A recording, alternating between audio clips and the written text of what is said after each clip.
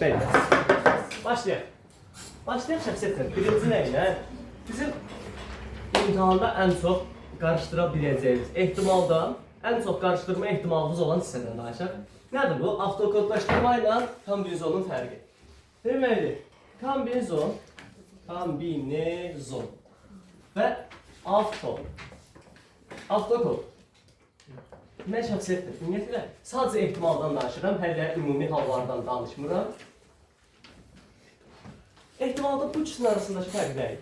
Demişdik ki, əgər bir sualda sıra sayı varsa, bax, o c-c-c-c şəkilçisi, yəni sıra sayının c-c-c-cüsü olmalıdır. Nəyə sıra sayı? Varsa nə olacaq? Avtokodlaşdırma. Yoxsa? Kombinezon. Ehtimallığın 3 tip sualı. Ayrıca, indi ardıcılda bir dənə, mən bunu OTK-da gördüm, bir dənə sual tipi var ki, ardıcıl sözün deyir, amma sıra sayı vermir sənə. Sıxatma var. Yox, sən necə? Məsələn, deyirəm ki, bax, mən sənə belə bir şey deyim. Sual tiplərindən danışıram. Deyirəm ki, tutaq ki, ardıcıl olaraq çıxardığım şarlardan birincisi sarı, ikincisi qırmızı.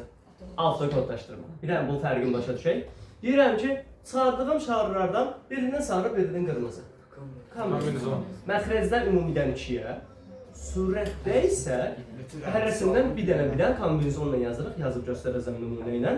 Hə, bir dənəyə gələk. Bir də ardıcıl sözün deyir, amma sıra sayı vermir. Burada var. Belə işləmimizin 3-cü sual. Deyir ki, ardıcıl olaraq çıxarılan 2 külədən birinin sarı, birinin qırmızı.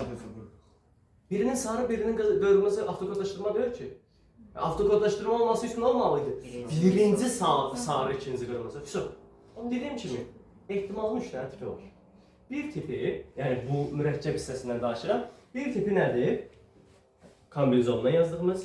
Bir tipi avtokodlaşdırma ilə yazdığımız. Bir dənə də az istifadə olunan məntiqlə, ümumi hesablamalarla tapdığımız tip var. Üçüncü tipdən mən çox danışmayacağım. Burada bir dənə ya da 2 dənə sual var. O sualını izah edəcəm. Amma qalanlarına aid nümunə ilə baxaq. Deməli, məsələn, birinci sual zər sualdır. Zər sualın tez bazar aradan çıxaraq. Bir oyun zərrini 2 dəfə atdıq da. Əgər 2 dəfə atmışıqsa, ümumi neçə hal olur? Baxın şəxsiyyətlər, bir oyun zərrinin neçə üzü var? 6. Onda bunu bir dəfə atanda 6, 2 dəfə atanda 36 hal. Və siz bana deyin görün, bunun oyun zərrindən fərqi varmı? Xeyr, yox. Oyun zərri ilə eyni şeydir də, sadəcə biz buna nə gözü ilə baxırıq? 4 üzlü zər. 16 olur. Neçə üzlü zər? 4 üzlü zər. Bunun ümumi birini fırladanda, 2 dəfə fırladanda 16. Bu da zərrin bir növüdür. Məsələn, 500 də olsaydı, bir dəfə fırlatdıq, 5, 2 dəfə fırlatdıq, 25 mümkün hal olacaqdır. Getdik. Deyirəm ki, bir oyun zərrini 2 dəfə fırlatdıqda, əvvəl ki, bir də xahiş edirəm, zərdə avtokodlaşdırmaya falan ehtiyac yoxdur. Düzdür, zərdə də bu məntiq tutur ha, amma ehtiyac yoxdur. Yəni zərdə də 36 dənə məxrəcə hal yazdım, əvvəl 2, sonra isə cüt ədəd düşməsi hadisəsinin ehtimalı. 2, 2, 4, 2, 6. Bax, əvvəl 2, 2, 2, 2, 4, 2, 6. Neçə hal oldu? 3 dənə. Sual şərəsi. Müəllim, 4, 2, 6, 2-ni götürəcəyim mi? Əvvəl 2, Özü verib ki, əvvəl 2. Sonra nəsə? Əvvəl 2-ni özü verib baxın. Deməli, 2, 2, 2, 4, 2, 6, 36. Sonra 2 deyəndə Əslində həm. Aycan? Əvvəl 2 deyil. 2 qoşulmaz. Yox, birinci 2 olsun. Sonrasını gəlsin. Birincisi 2. Əvvəl 2, başla. Birinci atdığın 2 çıxsın. Konkret sənin 2, 2, 2, 6 dənə halın var. Oradan da 2, 2, 2, 4, 2, 6 oldu. Demək, bu arada bir dənə də bir fərqi deyim sizə, zərin özündə deyim. Bunun 2 tip sual var. Biri var, burada 2-nin çıxdığı məlumdurmu? 2 çıxdığı məlum deyil, yox. Deyir ki, 2 çıxsın. Bax, 2 tip sual var zərdə də. Çıxsın, çıxır demir. Ayso. 2 tip sual var zərdə də. Tiplərdən biri budur ki, deyir 2 zər atmışam, hani mənim zərrim, 2 dənə zər atmışam. Tamam, 2 dənə zərrimi atdım. Deyirəm ki, bu zərdə əvvəl 2 çıxsın, atıram, əvvəl 2 çıxsın, sonra da cüt ədəd çıxsın. Artıq burada həqiqətən də mümkün neçə hal olacaq? 36. Tamam. Oldu bu sual. Bir dənə də sual tipi var ki, deyir ki, 2 zərrə atıram. Birinci 2-nin çıxdığı məlumdursa. Gəl. 6'da yok. Bəli. Gəl. Deməli, əgər birinci 2-nin çıxdığı məlumdursa, bu nə deməkdir? Bir şey məlumdursa, ona biz baxmırdıq axı. Deyirəm, əvvəl 2-nin çıxdığı məlumdursa, 2 çıxıb, qoydum qırağa. Mən onda bir dənə zərrə atacağam və ümumi neçə hal olacaq? O zaman bura nə yazaram? Sadəcə, əgər məlum sözün desəydi, o vardı 6-da 3, məlum sözün deməli əgər oldu, 36-da 3. Başa düşdük, Aycan. Bax, deyirəm ki, ay Zəriş, burada bir dənə zərrə atdım. Toplam neçə hal var? Deyirəm, Zəriş, atıram, birinci şey çıxsın. Hə, fırlat 2-yə. 2 çıxdı, bax gördün mü? 2 düşdü. Birinci 2 düşsün, sonra isə cüsələrin çıxması hadisəsinin ehtimalıdır. Burada hadisə tamamilə nədir? Məhsul. Baş verməyib ki. Ümumi neçədən hal olacaq ki, dənizlər atanda? 36. Tamam. İndi isə mən sənədirəm. Bu 36-dır ümumi. Bizlər də lazım olanlar birinci 2, sonrası da düz. 2, 2, 2, 4, 2, 6. Burada problem yoxdur. İndi isə deyirəm, 2 çıxdığı məlumdur. Bu 2 çıxdığı məlumdur, yəni bir hadisə məlumdursa, o hadisəyə baxmırıq. Bir hadisə məlumdursa, zəng gəlir. Yəni, siz zəng falan gəlsə, xəbər edirsən, bu görə. Nə görürsən? Heç başqa şey. Tamam. Birinci nə çıxır? 2. 2 çıxdığı məlumdursa, 2 çıxdığı məlumdursa nə olacaq? Yox, canını açmamışam. Yox, canını açmamışam. Deməli, 2 çıxdığı məlumdursa, artıq nə olacaq, ay Zəriş? Bu məlumdur axı. Bu getdi, bu hadisə deyil artıq. Sən nəyin ehtimalını tapa bilərsən? Mən deyirəm ki, məsələn, Nahidin bugün bura gəlmə hadisəsinin ehtimalı taparıq mı? 2-də 1. Burada da, nə 2-də 1? Nahid buradadır. Bu nə? Nahid buradadır. O hadisənin ehtimalı tapmağa ehtiyac varmı? Hə, biz nəyə fikirləşərik? Hə, Nahidin sabah hazırda gəlməsi hadisəsi. Deyirəm, Nahidin bugün burada olması məlumdursa. Nahidin sabah hazırda gəlməsi hadisəsinin ehtimalı. Onda ki, sabaha anca danışarıq. Bir hadisə məlumdursa silirsən, məlum hadisənin ehtimalı tapılır. Tamam. Məlumdur deyə bizim bu bir dənə zər getdi, qaldı əlimizdə bircə dənə zər və bu zərdə də nə çıxsın? 3 tərəflər. Hanı bu? 2, 4, 6, o da 6-dır. Tam başa düşdüyümü? Möhtəşəm. Zər getdi. Zər onsuz sadədir. Zər nə var? Bütün 36 dənə halı yazarsan, qoyarsan gözünün qabağına, sonra süzərsən, cavab çıxacaq. Elə deyilmi? Elə demişdiydi. Elə idi, yoxsa bir məntiqlə yazdırdınız. Biz də baş yerləyirlər. 36 halı sürətə də lazım olanları. Bir dənə sual var idi ki, orada da 33 dənə halı yazmalıydınız. 6-da 1 vur, 6-da 3 olmaz. Burada 6-da 3. O hansı sual idi? Nəsə deyir ki, 2-dən kiçik olmasın deyir, nə deyir, 2-dən kiçik olmayanda 33 dənə mümkün hal var. Onu da tərsi ilə dedik. Siz zərdir də danışmıram o hissəsini.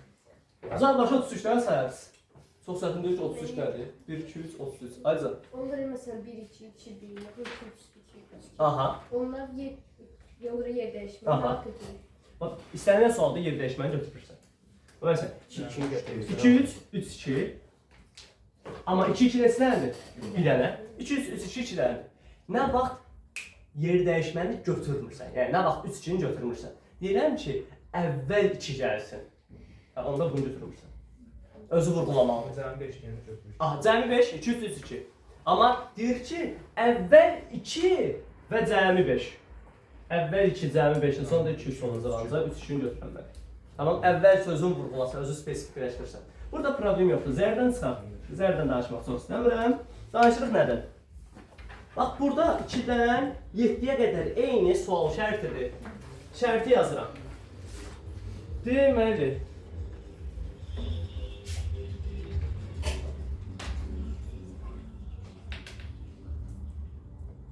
6 və ümumi demişdik ki, şəxsiyyətlər bir sualda ehtimalın istənilən sualında birinci addım əlindəkiləri yazırsan, ikinci addım sualın şərtini diqqətlə oxuyursan, qutuda 4 ağ 6 yaşıl kürədən təsadüfən çıxarılmış 2 kürənin və təsadüfən necə çıxarılmış? 2 kürə çıxarılmış, 2. Artıq məxrəcimiz demək olar ki, hazır. Amma qaçmayaq, bəlkə ardıcıl deyil, dala diqqət edək. Təsadüfən çıxarılmış iki kürənin hər birinin ağ rəngli olması hadisəsinin ehtimalı. Avtokodlaşdırma kombinezon. Yəni sıra sayı yoxdur. Sıra sayı avtokod, qalanları kombinezon. Avtokodlaşdırma nəsə səhv olar? 100%. Yox, belə bir şeydir. Avtokodlaşdırma ilə səhv çıxmayan bəzi suallar var. Məsələn, ehtimal və avtokodlaşdırma bəzi suallarda ikisi də düz çıxır. Bu nə vaxt olur? Məsələn, bu sualda düz çıxacaq. İkisi də ağ. İkisi də ağdırsa düz çıxacaq. Amma mən qəti məsləhət görürəm ki, bu ikisini də atasınız. Tamam. Zaten məsələn, elə OTK-dakı sualda nə idi? Cavab 2 dəfə fərqlənirdi. C, C, C, C var idi və 2 dəfə fərqlənirdi. Tamam. Möhtəşəm. Yəni bəzi suallarda səhv çıxır, bəzilərində çıxmır. Onun üçün bir şey eləmir. Avtokodlaşdırma 44-16 çıxmışdı, kombinezondan 22-16. Ay, bizə kombinezon lazım deyil də axırda. Deməli, getdik. Bunu əlverişli və ümumi demək olur. Elə eləyəcək də, əlverişli böl ümumi. Ümumi. Kombinezon 10-dan 2. Ondan 2, əlverişli. 4-dən 2. Kombinezon 4-dən 2. Getdik. 4 vur 3 böl 1 vur 2. 10 vur 9. 1 vur 2. 1 vur 2'lər getdi. 4 3 19. 3 dən 9 getdi 3. Bundan bu getdi 5. 15-də 2. Aydındır. Bəli. Möhtəşəm. Qeyd edək keçək növbəti. Gəl. Gəl, əleykum əssalam. Gəl, olar. Gəl, əyləş. Tez əyləş. Deməli. Üçüncü sual. Yenə eyni şərtdir. Zaten axıra qədər eyni şərtlə girəcəyik. Ağ, yaşıl və ümumi. 10, 6, 4. Mən şəxsiyyətdir. Bir dənə götürüz diqqət edək bura. Bax, ehtimalda dedik ki, sizin imtahana düşə biləcək. Bu arada, sırf ehtimalın bu sualı düşməyəcək. Yəni, nə düşər? Boş permütasiya düşər, boş kombinezon düşər. O da iki ehtimal gedir. Ehtimal olmaq bitir. Aycan? Ehtimal olmaq bitir. Bəli, ehtimal bitən nədir? Başlayır məsələn, boş permütasiya, permütasiyanın boş hesablanması. Yox, o asad deyil. N-dən 2, N-dən 3-ə. Söz Yəni, qalxızı. bəli, bir dənə o, məsələn, əsasən, ya o bəsit hissədən düşür, adı nə idi? Birinci, permütasiya, kombinezon, faktoriyalın sadə hesablanması, ya da əsasən buradan düşür. Heç demək olar ki, permütasiyanın sürəti dediyimiz birləşmələr nəzəriyyəsindən çox da düşmür. Amma onu da bir xırda keçid edəcək. O hissəsindən də danışacağım, narahat olmayın. Əgər ehtimal düşsə, iki tip sual düşəcək əsasən. Ya kombinezon, ya avtokodlaşdırma. Əgər avtokodlaşdırmanı, yəni bu ikisinin arasında fərqi hardan biləcəyik? Sıra sayıdırsa avtokod, sıra sayı yoxdursa permütasiya. Üzr istəyirəm, kombinezon. Sıra sayı yoxdursa kombinezon. Permütasiyadan danışırıq mı ehtimalda? Bu arada əslində bu permütasiya üsuludur. Amma mən danışmıram. Yəni avtokodlaşdırmayı yazıram da. Avtokodlaşdırmanın nə olduğunu elə nümunədə göstərəcəm. Üçüncü sual. Torbaya qaytarılmadan arzu olaraq 2 kürə çıxarılır. Yenə neçə kürə? 2 kürə. İndi dayan, tələsmə. Arzu olaraq 2 kürə çıxarılır. Zaten bir üzr istəyirəm. Bütün suallarda 2 kürə arzu çıxarılmır. Avtokodlaşma deyil. Birinci çıxarılır, sonra ikinci çıxarılır. Söhbət qaytarılmadan da. İndi A hissəsinə baxaq. Gəldik nəyə? Bu kürələrdən birinin ağ, digərinin yaşıl. Bax, bəli, kombinezon. Niyə? Birincinin ağ desə, birinin ağ, deyir ki, birin olsun. Biri yaşıl. Biri ağ, digəri Yaşıl. neçələri seçdik? 2. Kombinezon. Onlar 2-yə. 4-dən 1. 4-6. Ümumiyyətlə, ora baxmırsan. Sən burada nə deyir? Torbaya eyni kişilər qaytarılmadan. Zaten bizim danışdığımız bütün suallar qaytarılmadan gedir. Sualın öz şərtində verməlidir qaytararaq. Qaytarmağı sualın öz şərtində verməlidir. Bax, məsələn, belə bir şey deyəndə, loto oynamısınız da, ya da digər oyunlar olsun. Bir dəfə onu da oynaya bilərik, boş vaxt tapanda. Deməli, qaytarılmadan, məsələn, o çıxardınız da, daşı çıxardınız. Nə edirsiniz? Qoyursunuz qırağa. Əsasən, yəni çıxardığını qoyursan qırağa. Torba sayı azalır. Bəli, torbadakı say azalır, bunlar azalır, amma bu bizə kombinezonda lazım deyil. Yəni kombinezon sualında ümumiyyətlə qaytarılmadan sözünə baxmırıq. Çünki kombinezonda həmişə qaytarılmadan gedirik. Birdən qaytarmaq söhbəti olsa kombinezonda fısı. Onda ki, başqa bir üsulla keçməliyik. Tamam? Hə, o avtokodlaşdırmadadır ki, bir şey qaytarırsan ya yox. Onda nümunəsindən sataq ətraflı danışarıq. Hesablayaq. 4 vur 6 böl, 10 vur 9 böl, 1 vur 2. Bununla bu getdi elədi 5. 4 vur 6, 5 vur 9. Bunlar getdi 3 ilə 2. 15'te 8. Problem yoxdur ki, Ayzan. Eyni anda çıxarılmış iki kürəklə. Eyni anda iki, eyni məna verir. İstəyirsən, kürək-kürəkdir. Eyni anda çıxar. İstəyirsən, ardıcıl olaraq çıxar. Eyni şeydir. Burada fərq eləmir. Niyə fərq eləmir? Çünki burada sıra yoxdur. Mən deyirəm ki, 2 dənə oğlan seçin. 2 dənə oğlanı sıra ilə seçim ya da ardıcıl seçin. Nə fərq var? Bəli. O fərqi yoxdur. Bəli, 3-dən sonra. Baxaq. 3-dən sonra 4-ə. 4-də nə deyir? Torbada 4 ağ 6 yaşıl kürə var. Torbada eyni vaxtda 2 kürə çıxarıldıqda var. Eyni vaxtda 2 kürə çıxarıldıqda. Eyni anda ardıcıl. Bəli. Torbadan eyni vaxtda 2 kürə çıxarıldıqda onlardan birinin ağ, digərinin yaşıl olması hadisəsinin ehtimalını tapın. Biri ağ olsun, digəri yaşıl.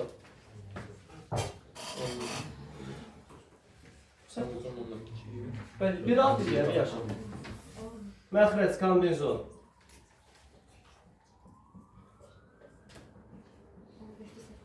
Problem var mı burada? Məncə də yoxdur. Buradan 4 vur 6 böl 10 vur 9 böl 1 vur 2 neçə elədi?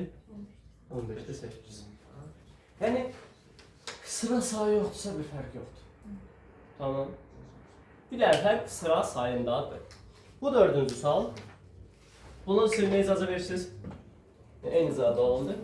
Baxın 5-ci sual. 5-ci sualda artıq başlayır. Yenə 4 ağ 6 yaşıldır. Torbaya qaytarılmadan ardıcıl olaraq 2 kürə çıxarılır. Zaten ya bir şeyində məntiq oldu ki, 2 kürə çıxarıraq. Fərq eləmir. Bunu ardıcıl çıxarırım ya ikisini bir yerdə çıxarırım. Bu hissəsi önəmli deyil. Önəmli olan hissəsi nədir bizə? Önəmli olan hissəsi budur ki, birinci, ikinci söhbət. Bu kürələrdən birinci ağ, ikinci yaşıl. Ümumiyyətlə, avtokodlaşdırma suallarında çalışın ki, birinci neyinin kodumuzu yazın. Buradakı kod bilirsiniz nədir? Ay. Nədir? Ay. Birinci ağ, sonra yaşıl. Tamam. Artıq avtokodlaşdırmada sadə ehtimallarla işləyirik. Mürəkkəb ehtimallarla yox. Nə ilə işləyirik? Sadə ehtimal. Nədir bu sadə ehtimal? Artıq sən baxırsan aya. A. A hərfinin çıxması hadisəsinin ehtimalı ondadır. Artıq sualın şərtində veribmi qaytarılmadan? Veribsə super. Verməsə də eyni məna verir. Özü verməlidir ki, qaytarılaraq. Özü verməlidir ki, onda sən qaytarasan. Onda 10 yazardın. Bəli. Onda 4. Ağın biri getdi, neçəsi qaldı? 9. 3'ü qaldı. 3'ü. Onun biri getdi, neçəsi qaldı? 9'u qaldı. Yaşıl. 9'u 6. Bununla bu getdi 3'də 2. Aycan. Baş üstə. Sualda ardıcıl sözün deyir. Torbaya qaytarılmadan ardıcıl olaraq 2 kürə çıxarılır. Bu kürələrdən birincinin ağ, ikincinin yaşıl. Bax, sıra sayı var mı orada? Sıra sayı varsa avtokodlaşdırma. Avtokodlaşdırmanı da qaytarılmadan söhbətim var. Bir şey deyim də. 10 dənə, tutaq ki, mənim torbam var burada. Tamam. Bir də ikisini də danışaq. Bax, mənim bir dənə torbam var, bir dənə qutum var, düzdürmü? Mən deyirəm ki, torbadan, tutaq ki, olsun ağ yaşılla böldük. Torbadan qaytarılmadan. Qaytarılmadan desəm, mən artıq neynədim? Yaşılın birini götürdüm. Qoydum qırağa. Yaşılın biri nə oldu? Torbada artıq 9 dənə qaldı. Bəli. Birinci mən ağ götürmüşdüm. Tutaq ki, ağ götürdüm. Ağı götürüb qoydum qırağa. Həm ağaz alacaq, həm də ümumi sayı salacaq. Ümumi 9 oldu, ağ oldu 3 dənə. Bax, məsələn, axırda var buna aid nümunə. Bunu başa düşdünmü? Mən bir dənə başqa nümunə ilə bunun ətrafında fırlanır. Bütün mümkün halları yazın. Sor. Bu kombinizonda anlamı heç çıxmır da qaytarılmadan deyəndə. Sən kombinizonda qaytarılmadan sözü demirsən, kombinizonda bu qaytarmama sözünə kombinizonda baxma. Ha, onda Tamam. bax. Ancaq doqurdaşdırmada baxırsan. Qaytarılaraq düşürür. Kombinizonda bilsəncə onu hesablamaq mürəkkəbləşir. Mən elə bir sual gözləmişəm. Nə topluda, nə imtahanlarda, nə demin digər vəsaitlərində. Hə, oturub mən yazıb izah edə bilərəm sizə, prosto sadəcə beyninizi qarışdıracağam. Ehtiyac varmı? Nasıl bir sual yox. Yox, mən beyninizi qarışdıram. Yəni, bir də sürəti avtokodlaşdırma ilə edirsən, sonra geri dəyişmələrin faktorialına bölürsən, ehtiyac yoxdur. Baxın bura. Mən indi bunun mümkün hallarını danışım sizə. Bax. Qaytarılmadan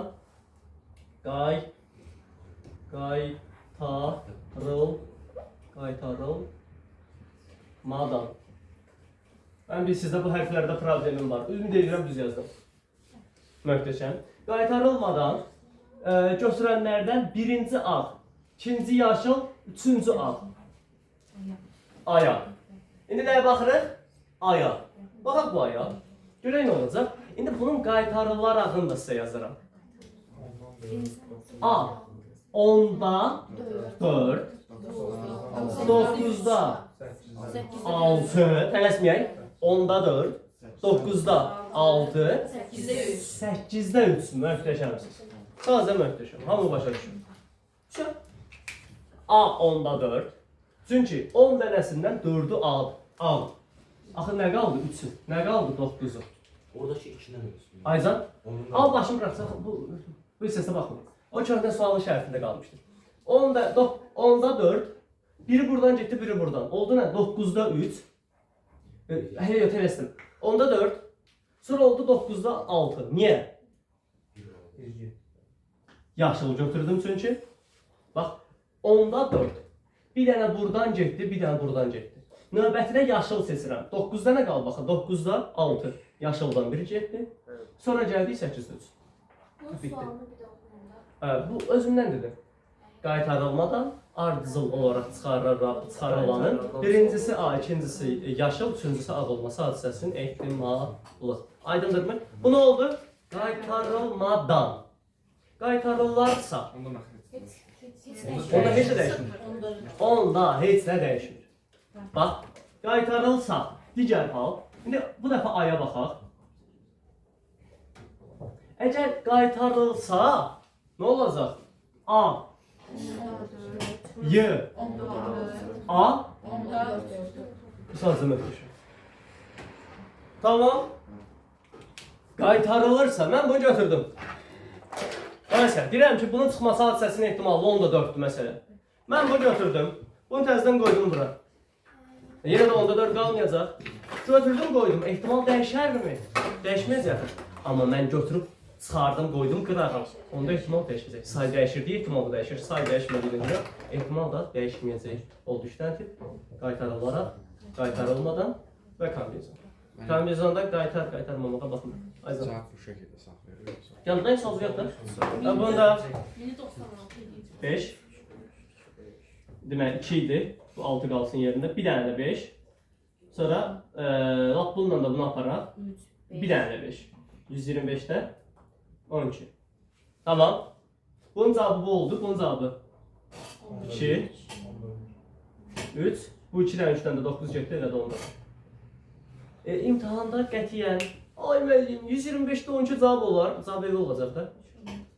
Bir şeyin ehtimal sualının cavabı 105'də 34 idi. Nə idi? Riyaziyyatı hesab.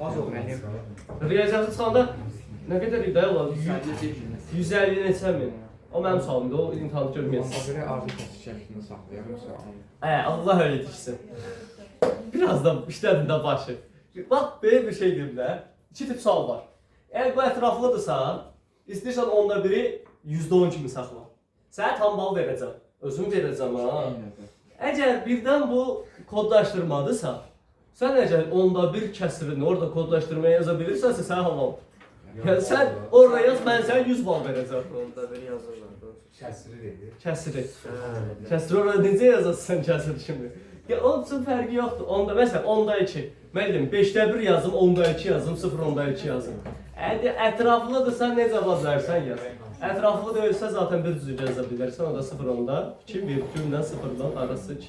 Tamam. Şu da virgül yeri var bəli. Yox, virgül o.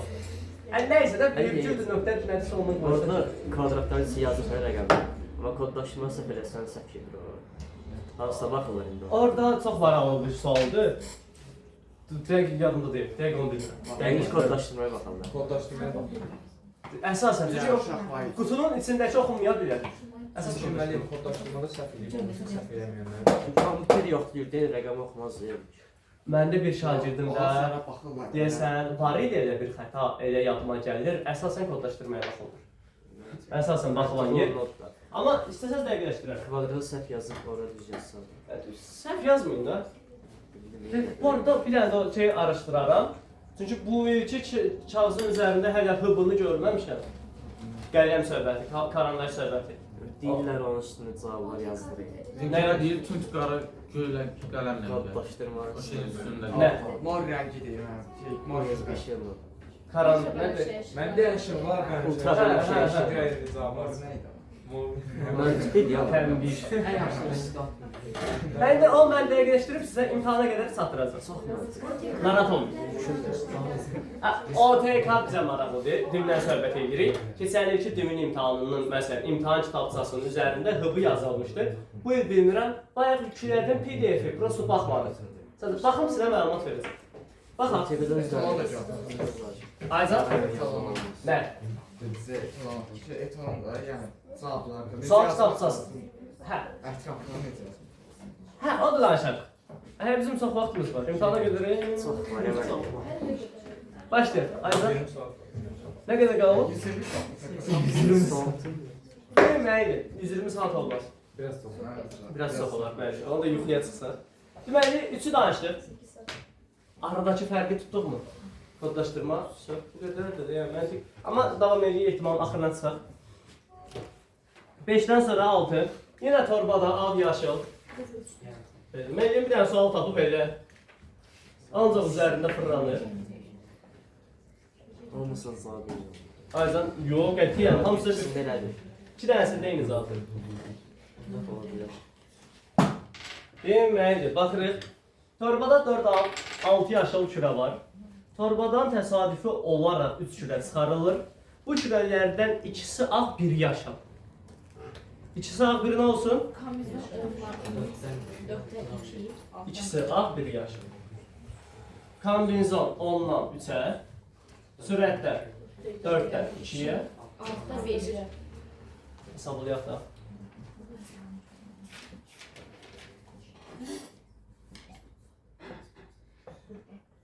Böl. 10'da 3 al. 10 vur 9. Vur 8. 8. Vur 2 vur 1. İkisinin yaşı oluyor. 2 ilə 8. İkisi yaşıldır. 6 tane. Dəqiq, neçəyə baxırıq? 6 ya. Ha 6'ya bak. İkisi ağ, biri yaşıl. O birisində də ikisi yaşıl. 2, 4, 3, əlimizdə qalıb 2 vur, 3 vur, 6, 10 vur, 3 vur, 4. 3'ə gedər. Mhm. Bir dənə də bu getdi. 14. Aydındırmı? Hər bir dənə saxla. Videonu saxla, mən su içim. Topladın, getdik. Harada qaldıq? 6 getdi. Başa düşdük 6-nı? Keçək 7-yə. O da iyi. Öyünüdü yazaqdan ha. Bir dənə tez bazar. Dedik ki, bu dəfə 7-də deyir ki, təsadüfi götürülür, ardıcıllıq yoxdur, 3 kürə çıxarılır, bir ağ, ikisi yaşıl. Bitti. Kombinzon 10-dan 3-ə, 4-dən 1-ə, 6-dan 2-yə. Bunu hesablamaq lazımdır. Hesabladıq. Ayda. Bayaqçı sən düz yazmadın. Hansı? 6-cı sualı səhv yazdın. Güzel. Hər bir şey alarsan. Yəni ihtimal deyir ki, bölməyəcək. Bunu başa düşdük. Bu problem yoxdur ki. Qaydaq indi 6-cı sual. Mən bir işdən lazım. Qaydaq 6-cı sual var. Niyə? Bölmə yox, mən də söyləyim. İzah edirəm.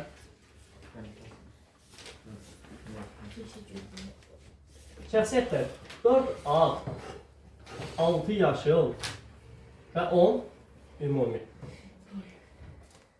Nə vaxt kəsr olur? Ehtimal olan da.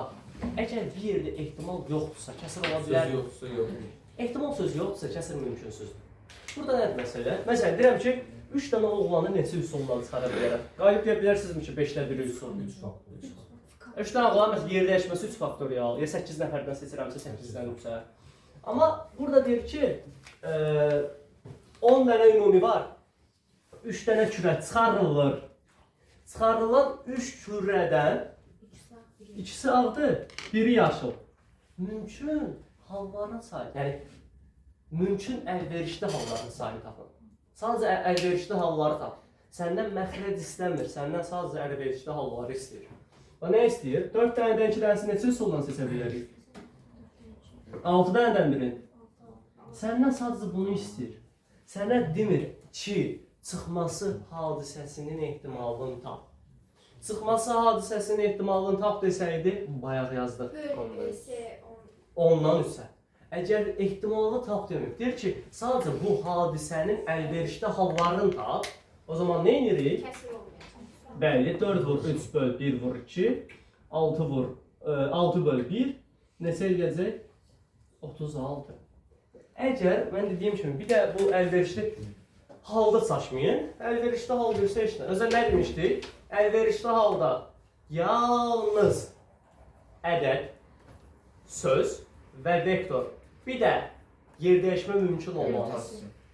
Bəli, yer dəyişmə mümkün olan həqiqələşmə kimi şeylər, şəkilləşmə kimi şeylər və ya kapitan köməkçi seçimində permutasiya istifadə edirik. Qalan çiçək, ləçək, böcək, insan, nə seçiriksə, kürə, nə seçiriksə, nə edir? Kombinasiya. Möhtəşəm.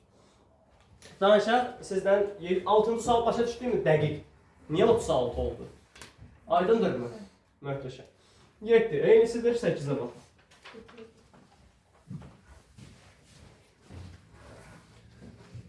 8 də akvaryumda 5 ağ,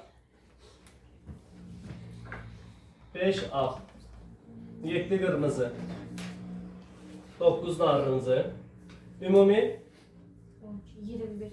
21. O, möhtəşəm sualdır ki bu. İndi bunu deyəcəm niyə möhtəşəmdir. Tam bizi çaşdıra biləcək. 7-ci sualda müəllim. Ya 8. Akvaryumda 5 ağ, 7 qırmızı, 9 narıncı balıq var. İlk çıxarılan balığın narıncı olduğu məlum olar. Onu çıxartdıq. Çıxartdıq qırağı. 20-dən saçma. Opuş 20-dən. İlk çıxarılan məlumdur. 20-dən 6 yazılır. Möhtəşəm. Artıq məsələ nədir? Sən bunu işləmirsən. Narıncın birini çıxar. Bir də narıncı getdi. Qaldı nə? 8, 7, 5, 20. Yəni biz bunu tapıb sonra məlum çıxa bilərik. Aycan? Biz sual tapıb sonra haqqda məlum çıxa bilərik. Yox. Elə şeylər. Deməli, ümumi 20-dir. Ümumi 20. Bizə nə deyir? Artıq yəni o məlum hissəsini sildik, elə deyilmi? Bu hamımız dərk edirik, super. Məlum, birincinin narıncı olduğu məlumdursa, narıncını tulladıq, qaldı 20 dənə və sonraki sətir qırmızı və ya narıncı. Qırmızı və ya narıncı. 783.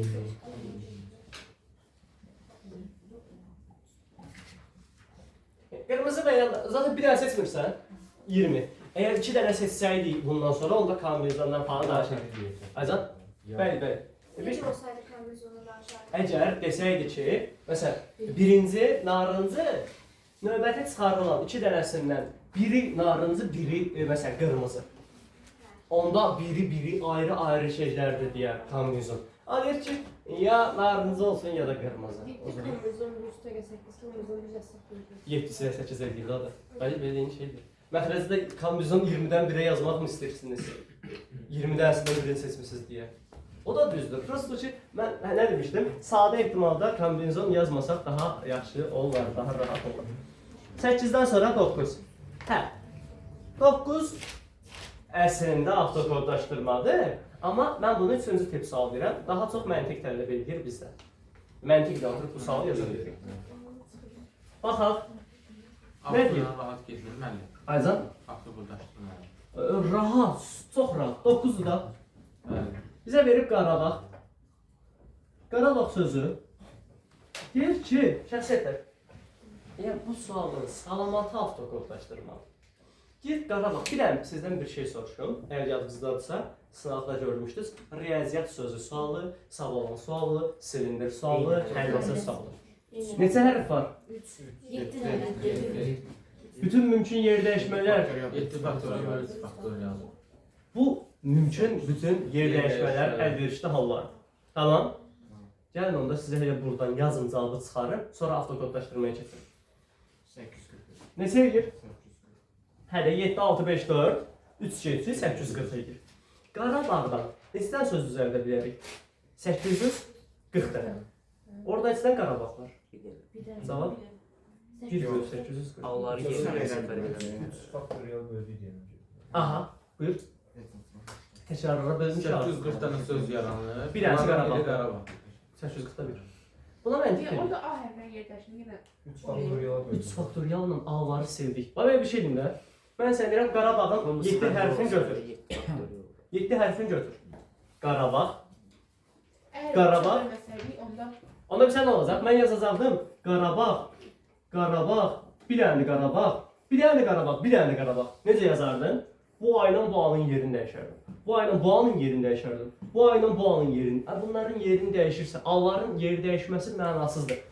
İkisinin arasında nə fərq var? Təkrar deyil bunlar. O təkrar hərflərə görə söz təkrar olur. Onu da çıxmaq üçün faktoriala bölürsən. Hansı hərf təkrardırsa ona bölürsən. Problem yoxdur burada. Ayzan, indi avtokodlaşdırma nə yazacağam? 7 hərf var. Təkrar 3 dənədir, böldüm. Ümumi 840 söz elədi. İçində bir dənə Qarabağ var. O da 840-da 1. İndi gedək avtokodlaşdırma ilə yazaq. Avtokodlaşdırma ilə Qarabağ. Neçə hərfdir? 7. Əlimdə isə hərf var. 7. Birinci hərf nə olsun? 7.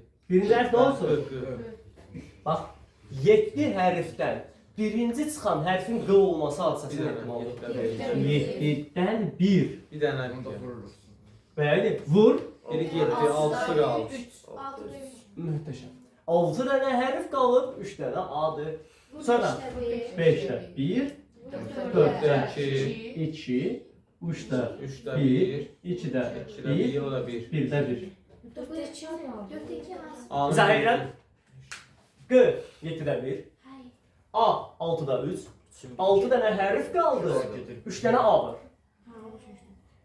5 hərf qalır, bir dənə R var. 4 hərf qalıb, 2 dənə A var. 3 hərf qalıb, bir dənə B var.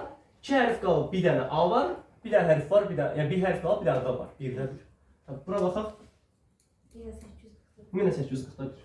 Hər iki üsuldan gəlib eyni cavab çıxab ki, deyər. Son topu baxırda bir hərf görəkdə. O, bəli. Çünki ümumi hal 840-dır. Bir dənə də Qarabağ. 1/840. Aydındır. Sən keçək növbəti. Növbəti sualımız 9-dan sonra 10. Hə, 10 asan sualdır. Onda neçələrin damını görürsünüz? 6 dənə. Yox, 10 dənə. Saymırsınız ya, ondan damını var da. Bir əlimdə. Sorfa sözü bu.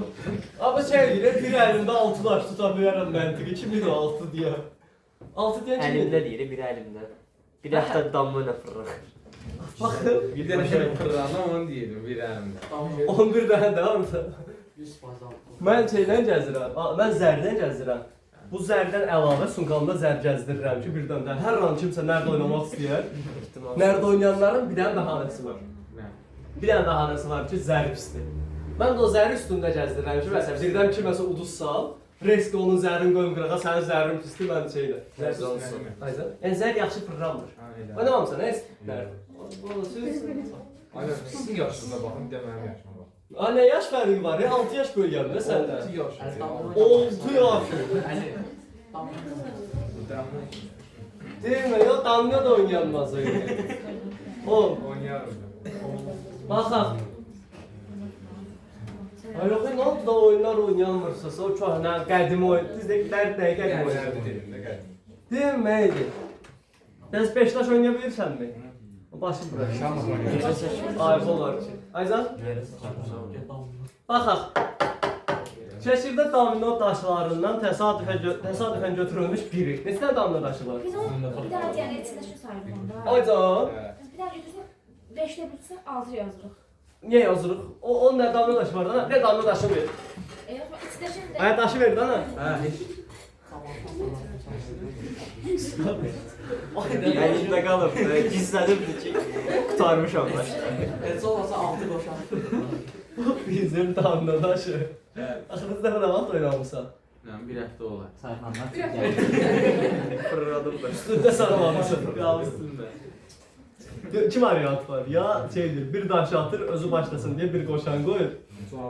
Əlində qalıb gizlənib. Ya da Allah bilir. Film neydi? Demək şəxsiyyətlər. Bax, damla daşı, 10 dənə belə daşım var. Oldu nə? Ümumi 10. Deyir ki, oradakı damla daşındakı xalların cəminin 3-ə və ya 5-ə bölünməsi. İçdəki nöqtələr sayılır. Bəli, 1, 2. Neçə elədi? 2. Tamam. Orada nə var? 5-in biri. 6. 3-ə bölünürmü? Saydıq bir dənə. Amma şey bölüm buraxılır. 3-ə və ya 5-ə. Hər bəyəm. 3-ə və ya 5-ə. Deməli, 5-in biri bölündü. Sonra 6, 1, olmaz. 6-ın biri bölünmədi. 2 bölüm. Ağın ikisi bölünmədi. 4 bölüm. 2 qoşa bölünmədi. 2, 3. 3-ün ikisi bölünür, 5-ə bölünür. 3, 2, 1. Ağın biri bölünür, 1 qoşa bölünmür, 2-nin biri bölünür. 4, 1. 3-ün 3-ün biri bölünmür, 4-ün biri. Aha, cəminin verməyib orada. Çünki 3-ə bölünür. Üzərindəki xalın 3-ə, üzərindəki xal deyəndə cəmi nəzərdə tutulur da. Bəli. Üzərindəki xalın, yəni bu 1-1, xal neçədir bu üzərində? 2. Tamam. O 4 dənəsi bölünür, cavab ondadır, 0 ondadır. Başa düşdüyümü? Möhtəşəm. 5 deyil. Farq qoyarsan yerinə. Deyilməydi. Növbəti.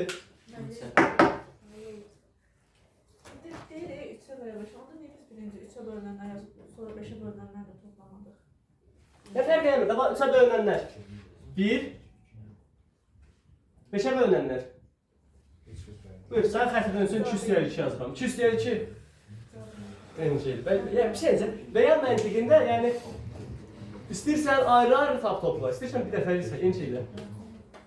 11. Buyur səni Selim.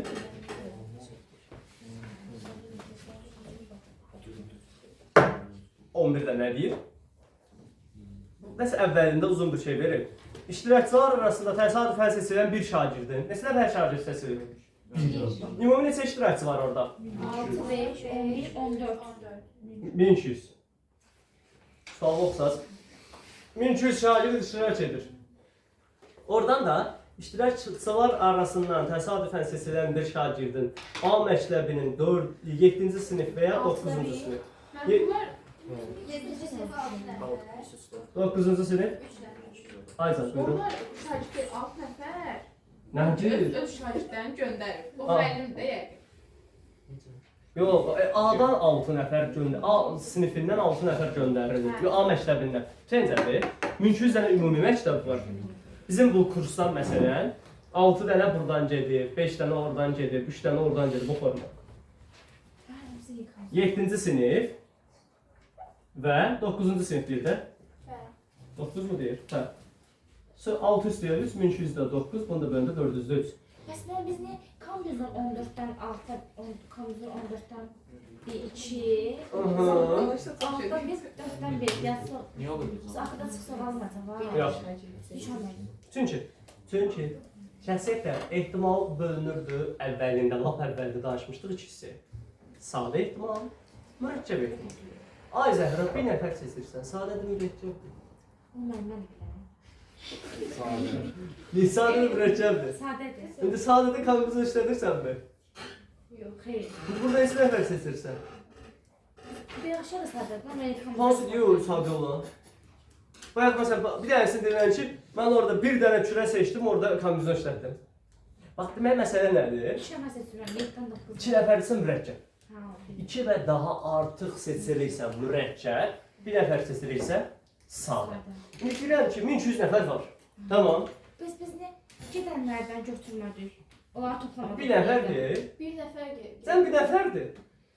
Bax, ümumi. Bax, elə bir şey, bir dənə konsert zalındayıq, nəsə zalındayıq. 1200 nəfər var. Tamam. 1200 nəfər ümumi. Deyirəm, seçilən bir nəfərin mənim 7-ci sinif şagirdlərinin qrupundan və ya 9-cu sinif şagirdlərinin qrupundan olması hansısa ehtimalı. 7-ci sinifin neçə nəfər var? 6. 9-da neçə nəfər var? 3. Toplam neçə nəfər var? 9. Mənim şagirdlərim o 9 nəfər 1200 nəfərin içindən seçiləcək. Nə olacaq? 9 bölü 2 1200. Bir nəfər seçilir bax. Artıq adam olanda deməli mürəkkəb. Artıq 2-yə keçdiysə, bəli, 2-dirsə ya kombinezon ya avtopan. Tamam? Sadə ehtimalda, o suallarda məsələn 10-cu sualda təsadüfən götürülmüş birinin sadə mürəkkəb. Sadə. 11-də təsadüfən seçilən bir şagirdin. Bu da sadə. Biridirsə sadə, artdısa mürəkkəb. 12-ci sual. Artıq bundan sonra sadələşir.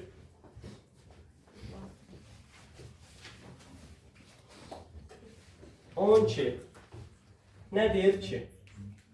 Deyir ki 12-də diaqramda sinifdəki şagirdlərin sayı həm cinsinə, həm də gözünün rənginə görə verilmişdir. Seçilmiş bir şagirdin qara gözlü oğlan və ya mavi. Neçə nəfər seçilir? Neçə nəfər seçilir? Neçə nəfər seçilir? Bir nəfərdirsə sadə. Bəli. Gəlin yazaq da. Qara gözlü oğlan, yox birinci qızlar gəlir. Qara göz qız. 12 dənədir. Neçə dənədir? 12. Sonra mavi gözlü qız. Mavi gözü 10 dənədir. 14 dənə. 14 dənə. Sonra qara göz oğlan. 10 dənə. 8 nədir? 8 dənə də opsi. Qız. O sağ oğlan. Yox, oğlan. Tamam. Birini seçiriksə. Sadə mürəkkəb. Sadə. 44. Nə deyir? Para gözlü. Bir qara gözlü oğlan. Qara gözlü oğlan. Qara göz oğlan. 10. Mavi qızı 14. Mavi gözlü qız. 14. 14. 44 də 24. 24. O gəlir 11-də 6. Thank you. 11'de oldu. Aydındır. Çapın səsindir. Yəni ehtimal da. Bunu yazırıq 6 bol cibimizə qoyub gəlirik. Bu həmişə asıl Aycan? 2 nəfər bir dənə sual oldu. Məlik, bu həmişə açıq düşür. Həm də bir dəqiqə seçilmiş bir şagirdin. Bir şagird seçilir. Bir şagirdin içindəki şagird seçə bilərsinizmi? Olmaz ha. Bir şagirddir. Qara gözlü oğlan və ya mavi gözlü qız. Ya ondan ya bundan. Ya deyəndir. Bu 12. Onsa baxırsan. Yox, bir şey bu. Tamam. Nəsə bir Deyirəm, bu həmişə açıq düşür. bir şey deyim də. Qəbulda, məsələn, ikinci qruplarda əsasən situasiyada düşür. Əsasən bir dənəsi orada düşür. Buraxılışda da belə bir şey deyim, məsələ düşəcəyinə görə və keçən il səhv xatırlamıramsa, deyəsən ətrafında düşmədiyinə görə. Düşdü. Ətrafında düşmüşdü keçən il. O kart var idi. Aynı şey deyil. 2024. 24 o, 25-dən söhbət edirəm. Bir dənə just a moment my dear students. Bircə saniyə tez baxın. Əziz. Məsələn, bax 9 marta düşübmü ehtimal? Hə, düşüb. Yox, bir dəqiqə baxın, uzun burada verilməyib. Keçən il ikinci zona düşməyib. Keçən il birinci zonada düşməmişdi. Keçən il məzuna da bu telefonun bir dənə üçüncüyə düşüb. Yəni, hər il 3 imtahandan bir dənəsinin ətrafında 100%. Sizə düşsün də. İnşallah. İnşallah. Bu da var, bu. Bir şey deyim də. Düşsə, Məntiq işlə. dəhşətli bir şey düşmür. Və düşsə də, ən rahat şeylərdən biri budur ki, heç olmuyor, məsələn, o danışdığımız hissənin yarısını yazanda yarım bal alırsınız. Məxrəci yazsan yarım bal. Məxrəci yazırsan yarım bal cibindədir. Sonra. 13. Özdə əsasən, bax, 13 tipli cədvəl var ola. Elə cədvəlləri görürük. 13-də deyir ki, cədvəldə hər biri yalnız bir xarici dil bilən şagirdlərin sayı verilir. Bu şagirdlərdən 2 nəfərin seçilməsi mürəkkəb. 2 nəfər seçmişiksə mürəkkəb. Bu şagirdlərdən 2 nəfərin seçilməsi zamanı onlardan biri ingilis dili bilən oğlan, digəri alman dili bilən qız olması hadisəsinin ehtimalı. Ümumi neçə nəfər var? 100. 90.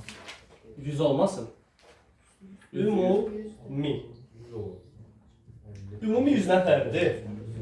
Bizə lazım olanlar İngilis dildən olan 15'te 1. 15. Bir də Kız 18. Alman dili bilən Kız Kız. 18. 18. Deməli dostlar, 100 nəfərdən neçə nəfər seçirik? 2. Qaldı 4 dənəsi yazmadım da mən lazımdır. Kombinasyon 100'den 1, 1. Ardıcıllıq yox idi ki. Hayır, 100, 2. Artısı olsun olur. 15. Yəni cı sıra sayı. Ha evet. Sıra sayı yoxdur ki. Hayır. Şimdi bu oyun sonu bölücü. Hadi nə var? 5'te 100 seviye. vur 99 böl 2 1. 50 vur 99. Böl 1 vur 2. Bununla bu getdi 50. 15 vur 18 böl 50 vur 99. 3'e gedərlər 30. Bununla bu getdi 13. Bununla bu getdi 11. 2. 2 ilə də 10. 2 ilə də bu gedər 5. 55. 55. Aydındır mı? Bu neçənci sual idi? 10. O mürekkep sade bizim değil. Ayzan? Mürekkep sade bizim değil. Bir dənə şey seçirsənsə, Sade. sadə. 2 dənə şey İşte seçirsənsə. burada mürekkep. 2 nəfər seçildiyi üçün mürekkep. Evet. Yəni bu kombinzonla avtokodlaşdırma mürəkkəb ehtimalının növləridir. O zərdir, bir dənə hadisədir. Ona deyirik nə? Sadə ehtimal. Aydındır. Seçəcəyəm inşallah. 12-dən sonra. Neçə çıxsa? 5 demiş. Nəyə? Hələ var vaxtı, bir yarısında verirəm də. Qoy bu, gəl, hasilə. Sən Gediyin. harda qaldıq?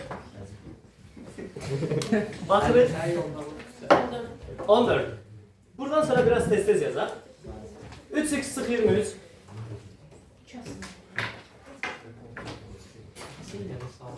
23 atdı sağa. 23'ü böldüysə 7 tam üstə 2-dən kiçik ədədlər. 1 üstü 5 6 Tamam.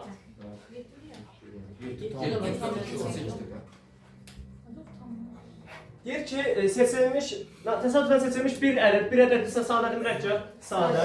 2 3 5 7. Trenç yox. Seçilən bir ədədin sadə olması hadisəsinin ehtimalı 7-dədir. Getdi. 5'te avtokodlaştırma. Bəli, qutuda 4 ağ, 3 qara, 2 qırmızı. 4 ağ. 3 qara, 2 qırmızı. Aha, 3 qara, 2. Qaytarılmadan. Dedi ki, sıra sayı varsa Avtokodlaştırma. avtokodlaşdırma. 3 kürəcikdən birinci ağ, Ve 3'ten. kodu yazaq. Birinci ağ, sonra 2 qara, ikinci qara, 3. qırmızı. qırmızı. Qar, qır. Deməli, ümumi neçə elədi? 9 Ağ 9-da 4, 8-də 3, 7'de 3-də 2. Tam 21'de 1. Bundan bu getdi. Bundan da bu getdi, 21-də 1. Aydındır? Sən getdik. 15-dən sonra 16. Çatmadı sən. 16.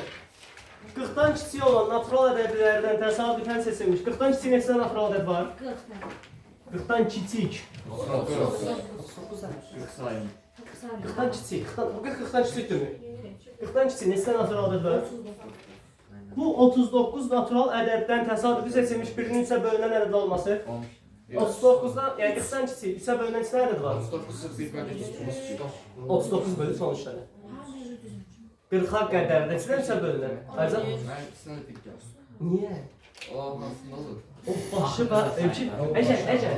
Əgər 39-dan 3-ü çıxıb 36 tapsan, sondan başı çıxsan, bölsən, o formada eləsən, hə, 39-dan 3-ü çıxıb 36 böldüysə 12 üzərinə bir gələrsən. Burada sən birbaşa 39-a qədər hamısını sayırsan. Deməkdir, getdik. Neçədən oldu? 39-u 3-ə böləndə? 13'de 1. 39-da 13, cavab 3-də 1. 3-də 1, qısaçıdan. 17 qəşəng sualdır. Və bunun belə bir şeydir, sınavda bir dənə fərqli versiyasını sizə vermişdir. ABC 3 buzağını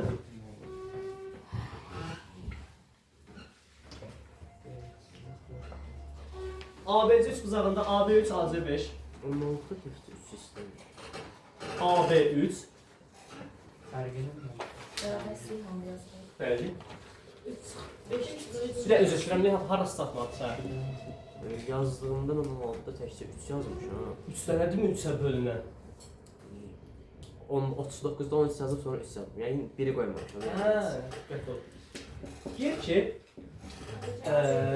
üçbucaqlar içərisindən təsadüfən seçilən birinin bərabər yanını.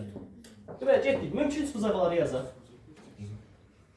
8, 3, 5, 2, 3'ten 8. Mümkün ədədlər 3, 4, 5, 6, 7. neçə dənədir? 5. Neçə dənəsi bərabər yanlığı var? 2. 3-dən 5-i götürsək.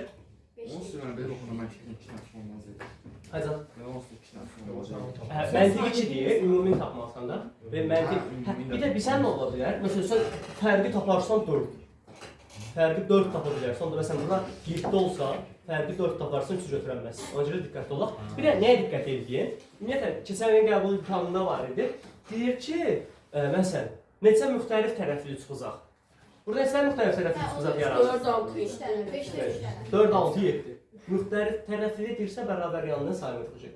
Prosta müxtəlif tərəfli deyir, uşaq fikir vermir. 3-ü də götürür, 5-i də götürür. Amma ehtimal deyil, sadəcə bir müxtəlif tərəfli neçə üçbucaq var? 1, 2, 3. İşte. Qəbulun qapalı sualındayıq. Növbəti. 18. 2 zərrə atdıqda düşən xalların nisbətinin 2 olması. 36'da 2 zərrə atırıqsa neçə xal var? 36. 36. Nispetinin 2 olması. Deməli, başlayır da ilə 1, 2, 2, 4, 3, 6, tərsi, 4, 2, 2, 1, Orada 1 bölü 2. 4, 2, nisbət. Tam bir şey deyim də. Zərdə biz suallar var idi. Fərqinin 5 olması hadisəsinin ehtimalı. 6 ilə 1-i də sayırdıq. 1 ilə 6-nı da sayırdıq. Nisbətinin 2, bir şey deyim də. Sən deyirmi birincidən ikincini çıxanda? Bilirəm ki, məsələn, zərb atdım. Fərqi neçədir? 5 2. İndi neçədir? 2 deyirsən də mənfi 2 demirsən ki. Zərdə də elədir. Deyirsən ki, birincinin ikincinə nisbəti, onda sən dediyin kimi dərindən nəzərə alıb belə yazarsan. Demirsən, götür sayda. 1, 2, 2, 1. Nisbət neçədir? 2. 6'da 1. Bəli. Ümumi neçə nisbəti 2 verən var? 6. 36 da 6 zaman. Çatmadı hissəyə. Möhtəşəm. İdrisə çatmadı. Möhtəşəm. Növbəti. 19. 20 nəfərlik sinifdə. Aha. 7 dənə boylar uzun var. 20 nəfər var. 7 dənə uzun boy var. 20 nəfər. 7 dənə də uzun. Olmayanda 10. Hə, o hissəsi də 13 dənə də uzun olmuyor. Qısa. O sonra soruşmayın. Aha. Neçə nəfər seçirik? 2. Sıra sayı var. Onda kombinezon. 20'den 2, 7'den 2. Uzun olsun ikisi də. Boylarının eyni olması ihtimali. 2 qısa, 2 uzun seçməyəcəyik. Hadi eyni olmaz. 13'te 2 O, bəli. Təsadüfən seçilən iki şagirdin boylarının uzunluqları eyni olması. İkisinin də uzun olması demir axı. Uzunluqları eyni olsun. 7'den. Belə bir şeydir, diqqətli olaq. Bir dəqiqə. Belə cavab Ramazan alınmır. 7'den 2 olur. Məsələ nədir burada? Boylarının uzunluqları eyni. Bu o deməkdir ki, ya ikisi də qısadır, ya da ikisi də uzundur. Demir, ikisi də uzun. Uzun demir ki, uzunluqları eynidir. Bu da uzun yazdım. Qısa uzun deyil, burada 7'si eyni deyil. 13'ü fərqlidir bir. Qısa olsun, həkim olur. bu sal kim oxudu mən? Zəhra. Sağ olun. Adı vermə məcburiyyətində deyiliz. Amma olsun. Çox açıq söz. Deməli, nə deyir? 20 nəfərlik sinifdə 7 şagirdin boylarının Hadi lan uzunluğa yedik lan. boylarının uzunluqları eynidir. Qısa uzun var. Olmayanda Bəli, 7 dənəsi eynidir. 13 dənəsi fərqlidir. Fərqli. Tamam. Deyir ki, seçilən 2 nəfərin eyni uzunluqda olması hadisəsini məqsəd. biz Yox, sualın şərtini səhv etmiş. Səhv məntiqlə yazılır. Məntiq düz idi. Prosto şərti səhv qoyub, şərt səhvlə, şərt sualın. Nəysə də ondan. Buna tərzi olsa. Səhvlə cavabı düz tapmışdı. Başa düşdün mü? 7-dən 2, 20-dən 2. Bitti getdi. Aydındır. Sən növbəti. 20. Diaqramda hə, bu qəşəng sualdır. Sadə sualdır, diqqətli olun. 20-dən nə çıxdı? 12-dən 20-yə qaçdı. Yox, 19 idi bu. 19-dan getdi 20-yə. İlk 2 dənə torba var. Bu OTK-da 2-3 dəfə istifadə olunmuş sualdır. Və səhv xatırlamıramsa hələ imtahana düşməyib. Hələ düşməyibsə, indi düşünə bilər. Özlər qoyuldu yanında toplayırdı. Gəlir ölçüyə. 2 dənə qutumuz var. Və ikinci qutu. Birinci qutuda mavi, qırmızı, yaşıl. 11 mavi. Deməli 11 mavi. Aha, mavi, qırmızı, yaşıl. Arızalı belə. 1 mavi, 9 kırmızı, 7 de yaşıl. Ümumi. Orada bir Mavi olsun. Birinci mavi, sonra qırmızı, sonra yaşıl. Arızalığa bax da. Bəli. O birisi də Ondan arızalığa sonra baxın. mavi 6, kırmızı 8, yaşıl 10. Onda rəng. Hə, buyur. Mavi 6, kırmızı 8, yaşıl 10. Mavi 6, qırmızı. 8, yaşıl 10. Aha. Deyir ki, bu şərti götürdük. Birinci qutudan bir neçə mavi kürək götürülüb ikinci qutuya qoyuldu. Bundan sonra hər qutudan çıxarılan ilk kürənin mavi olması ehtimalı və nə deyir? Birinci qutudan neçə mavi götürülür? 8. Yəni Yani ikisi də çıxardığım zaman nəsə. Ora gəldik də. Neçə mavi götürmüşük? 27-də 11-in 24-də 6-cı. İndi təvəssümə. Baba bax. Deyir ki, müəyyən qədər mavi götürdük. Neçə mavi götürdük? X kadar. O bizim Bu üstümüzde götürdüyümüzü hara qoyduq? X'in altın üstüne. İndi belə bir şey deyim də. Buradan x sıxsam, buradan x getməyəcək. O birinin də Bura x gəlsəm, anı bunu ümumisi 24. olmayacaq. İndi burada ilk çıxarılan, yəni bir dənə kürə çıxaraq. Burada birincindən kürə çıxaranda mavi olması hadisəsinin ehtimalı nə olacaq? 27 çıxırsa. Burada yazım. 11 çıx x bölü Mavi 11 Çıxanın mavi olması hadisəsinin ehtimalı. Mavi bölü ümumi. Çıxanın mavi olması hadisəsinin ehtimalı. Mavi Beraber bölü ümumi. edəcək olur da. Bərabərdir. O birisində mavi çıxmaz. 24 Bunu necə taparıq? çarpı raz. Aycan, necə? Necə tapacağıq? Çapı. Buyur əyli. Çapı. Çarpaz. Elədi ikisi üç tapdı. Tamam, aydındır. Sağ qeydiniz. Elədi də çarpaz. Tənni alındı. Üstün zəkanızla birbaşa ikisi üç tapdı. Tənniyə hesablamada sizlik, bax. 20-dən sonra. 21. Dəqiq 300 olur. Aycan. 4 olmaz. Üçdür. Dəqiq. Bax dana. 11 çıxı 3. 9 mənası. 24-də 8. Bərabərdir 27-də 9-a. Bərabərdir dana. 3-də 1 edir dana.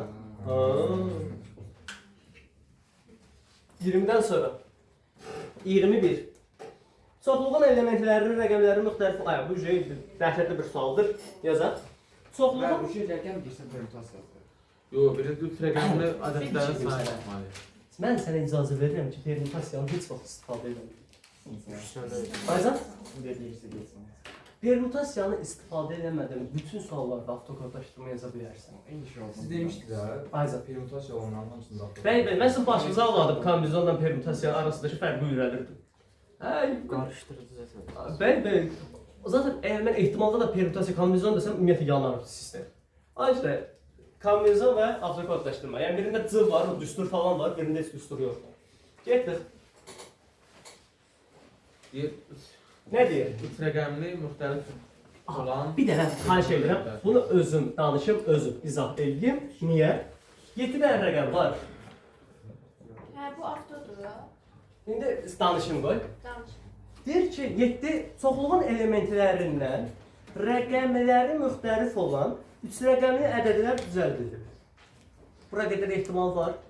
Yox. Neçə rəqəm var? 7. Buradan neçə rəqəmli ədəd düzəltməliyik? 3. Quraq. Ya permutation, ya avtokortlaşdırma. Permutasiya ilə nə tapırdıq? Əgər ədəd söz yaradırıqsa permutasiya nə olurdu? 7-dən və ya zaten permütasiya 7-dən söylədi miydi? 7 faktorial bölü 7 6 5. Ha, Ya da 3 rəqəmini düzəldirik deyə 3 dənə kod qoyuruq. Bax, şəxsiyyətlə ehtimal deyil. Sadəcə ədədlərin sayıdır. 1-ə neçə dənə ədəd qoya bilərəm? Rəqəm qoya bilərəm. 7 6 5. Toplam neçə elədi? 210. Ümumi neçə dənə? Aycan? Burada bitmir. Hə, burada bitmir.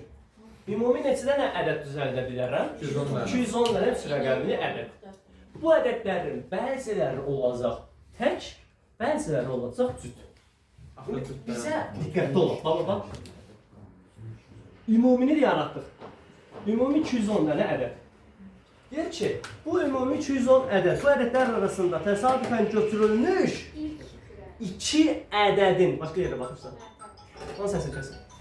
2 ədədin hər ikisinin cüt olması. Valideynlərindən birisidir. Hələ götür da. Hələ götür. 2 ədədin hər ikisinin cüt olması hadisəsinin ehtimalını tap. Gəlin birinci cütü sayaq. Görün neçə cüt var? Cütü nəfər sayaq. Yox, 3 rəqəmini burax, yenə avtokodlaşdırma. Axırda 2 4 6. Bu ümumidir, hə? Bax, cüt necə olacaq? Cüt olacaq belə. Biz dəqiq 11-də çıxasıyıq. Bəli, bəli. Yəni, belə bir şeydir, problem olsa 11-ə qədər kimsə buraxa bilərəm. Amma mən 11-də çıxacam. 3 dənə. Tamam. 3 dənə. Burada cüt deyirsə, sona neçə dənə qoya bilərəm? 2 4 6 3 dənə. Sona 2, 4, 6, 3 dənə. Sonra 6 dənə. Sonra da 5 dənə. Biz demişdik ki, Oh, 2 dəqiqə gözləyin sizdə. aha. İndi qayıda bilərsiniz zəhmət olmasa. Hə, qayıdıram. Zaten çox qabağa getməmişik. Deməli, burada nədir? Ümumi 210 çatdırmı? Deyirəm ki, görəsən burada istər cüt var. Cütü saymaq üçün nə edirəm? Cütü saymaq üçün sona bir şərt qoyuram, cüt. Sona neçə dənə ədəd qoymaq olar? Şuradan son verəcək. Bəli, artıq axıra birini qoymuşam axı. Ay, oynama. Axıra birini qoymuşam axı. Bura neçəsi qalacaq? 6. Bura neçəsi qalacaq? 5. 5, 6, 90. 90. Bəs sizin xətrinizə təkcə özünüzün hesablayaq. 120. Hesablayaq da, kodlaşdırma ilə hesablayaq. Sonra nə qoyacaq? 5 7 4 dənə. 3 dənə.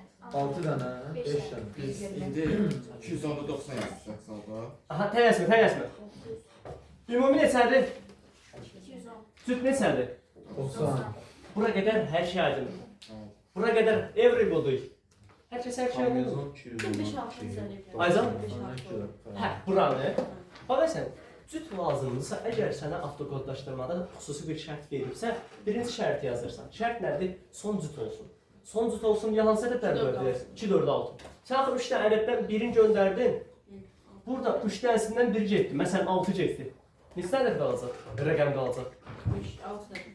Bura neçəsini qoya bilərsən? O 6 dənəsindən birini bura qoyarsan. Biri burada gedəcək. 5 qaldı. Başa düşdünmü? Möhtəşəm. Bu bizə lazım deyildir, bunu heyvə tapdım. Aha. Deyir ki, neçə ədəd seçək? 2.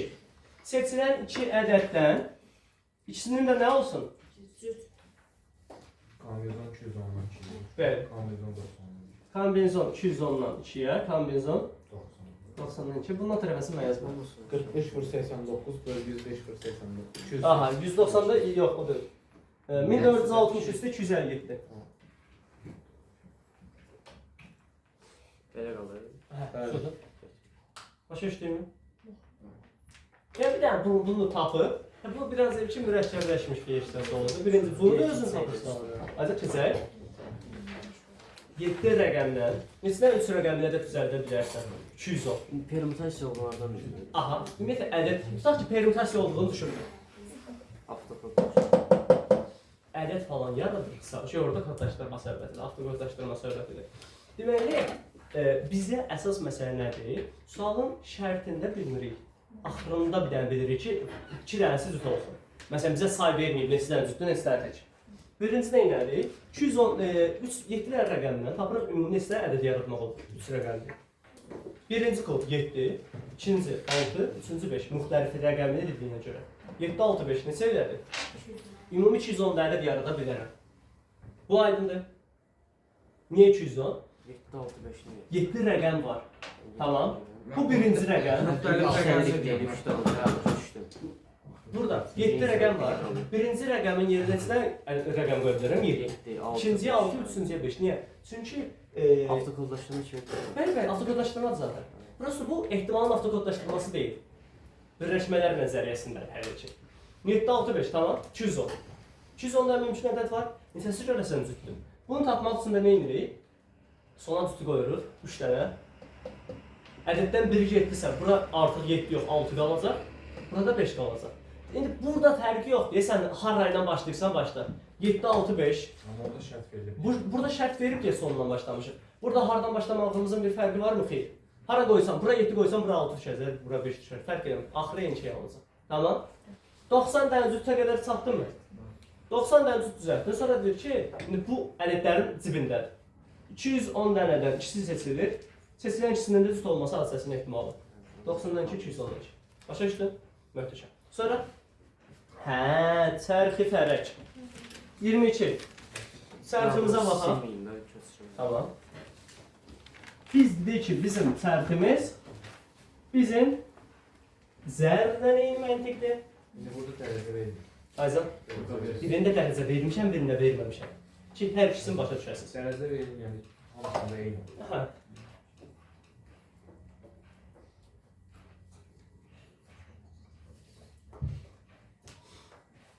Selim.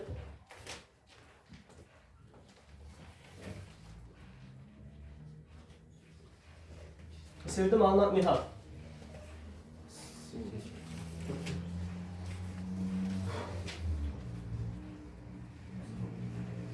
Permütasiyonda nə lazımdır? Yani. Yəni zaten oradakı bütün sualları avtokodlaşdırmaqdan yazmaq olur. Hətta bəzi suallar var ki, permütasiya olmur, ancaq avtokodlaşdırma olur. Mesela cüt ədəd söhbəti var idi. Orada da məcbursan avtokodlaşdırma bilməyə. Bir mağazada müəyyən miqdardan artıq alış-veriş edən müştərilər bir çarxı 2 dəfə fırladır. 16. Biri çarxı 2 dəfə fırladır. Yəni bir nəfər, çarxı 2 dəfə fırladır. Hücum edən müştərilər biri çarxı. İndi burada biraz Müştərilərdən biri. tam şey deyil. Cümlədə şərti biraz CPT yazıb da, lateral olacaq. Hə, də olsun da. Bir nəfər 2 dəfə çarxı fırladı. Çarxımız necədir? 16, 4 dənə. Aha. 0, 1, 2, 3. Mümkün neçə hal var? 16. Halın hamısını yazın. 5-dən 2 olsun. Aha, bütün halları yazın da. 1, 0, 1, 1, 1, 2, 1, 3. 2, 0, 2, 1, 2, 2, 2, 3. 3, 0, 3, 1, 3, 2. Yəni 5-dən kiçik olmadı işləyəcək. Aha, 5'ten kiçik yox, 5'i götürün. İndi düzdür, burada əslində şərt biraz tərs verilib, olsun da. Deyir ki, iki cəhətdən toplanan xal 5'dən kiçik olduqda. Toplanan xal 5'dən kiçik olduqda. 5'dən kiçik hansı vardı?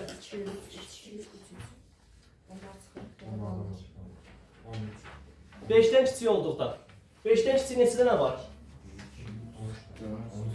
16 dənədən 13'ü vurulsun. Bura qədər problem yoxdur ki. 16 dənədən 3'ü. 13'ü. Sonra getdi ikinci sarxa. Birinci sarxı 2 dəfə fırlatdıq, getdi ikinci sarxa özümüzə cehiz seçməyə. Oradan 6'da 1. Ayzan? 6'da 1 İndi 2 dənə ütü var, deyəsən. Yoxsa tozsuran Bir deyil. dəfə Hə, deyək ütü. Xoşum gəlmədi. Burada şey yoxdur, Nike yox.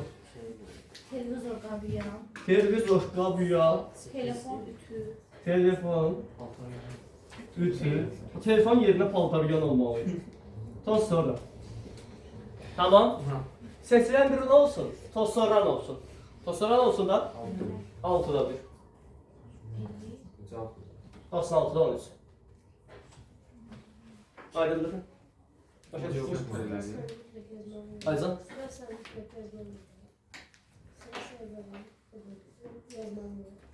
Başa düşmədim, nə demək Onları istəyirəm. düzməliyim. Ha, bunu düzsən yaxşıdır. Düzməsən də məntiqin tutsan olar. Məntiqin tutsan kifayət. Ki, hə, 400 varsa. Düzəndə daha Əlbəttə, 16 da şeydə 36 deyil ki, düzməyə əziyyət çəkir. 16 da. Onsuz əsasən 400-lü düşür, 500-lü də ola bilər. 1, 3, 4, 5 ola bilər, hər şey ola bilər. Gəldik 23. Hazır əlimdə var, bu hissəni silmirəm. Bu bir çarxı bir dənə silirəm.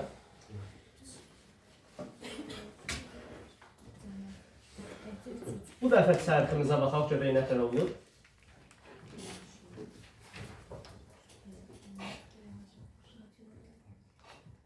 Onu yazmışım. Aha. Planşet, telefon, radio, soyuducu bir də nədir? Radio. Deyir ki, birinci saatı 2 dəfə fırlatdıqda xalların cəmi 6 olarsa. 16 Bəli, xalların cəmi 6 olarsa sadəcə bir hal var. 16'da 1. Şəxsiyyətdə 3 qoşan içi nədir? Vur. Möhtəşəm. 2 niyə? Sonra 360'da 180 dərəcə. Niyə? Çünki burada dərəcə verilib. Bir buna bax, bu daha böyükdür, bu daha kiçik. Mən nə deyirəm? O məsələn, təsəvvür edə ki, bəlgəli çarxın var və sən bölmüşəm belə, 1, 2. Səncə, 1-in düşmə hadisəsinin ehtimalı çoxdur, 2-nin? 2-nin. Çünki 2 daha böyük parça düşür, baxın. İndi planşet böyükdür, yoxsa bu planşet? Ona görə 360 dərəcəlik çevirənin 180 dərəcəsini planşet tutur. Dərəcə varsa 360'da 180 yazırıq, bunu da ixtisar aparanda qalır 2, 32'də 1. Aydındır mı? Başa düşdük, problem yoxdur ki. Möhtəşəm. 22'dən sonra 23'dən sonra gəlir yenə asan suallarımız. 23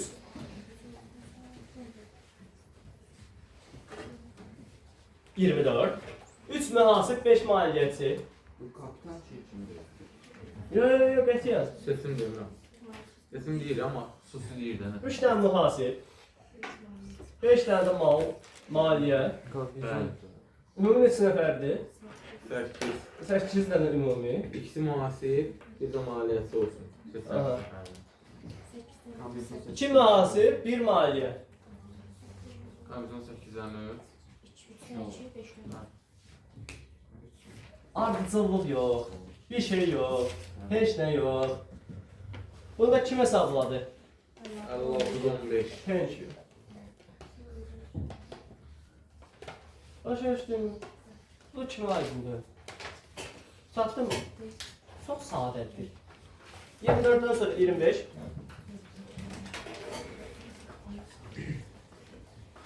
Hə, 8 qırmızı 7 ağ. Sıra veribsə, avto, bəli.